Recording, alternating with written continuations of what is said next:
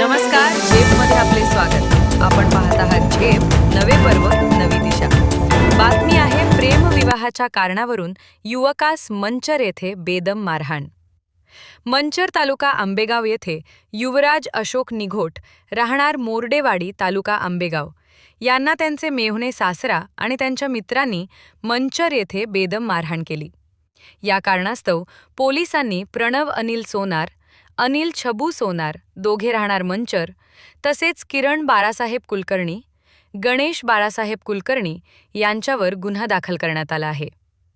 मंचर येथील गुजराती हॉस्पिटलसमोर 18 जुलै 2026 रोजी दुपारी 3 वाजण्याच्या सुमारास युवराज निघोट मोटरसायकल MH14MR 2774 वरून त्यांच्या दुकानाकडे जाण्यास निघाले असता मंचर येथील गुजराती हॉस्पिटलसमोरील रोडवरून पुणे बाजूकडे जात असताना निघोट यांनी सोनम सोनार हिचेबरोबर प्रेमविवाह केल्याचे कारणावरून मनात राग धरून त्यांचा मेहुणा प्रणव आणि सोनार सासरा अनिल छबू सोनार, किरण बाळासाहेब कुलकर्णी, गणेश बाळासाहेब कुलकर्णी यांनी जीवे ठार मारण्याच्या उद्देशाने पाळत ठेवून त्यांच्याकडील ब्रेझा गाडीविरुद्ध बाजूने घेऊन येऊन निघोट यांच्या अंगावर घालून जीवे ठार मारण्याचा प्रयत्न केला.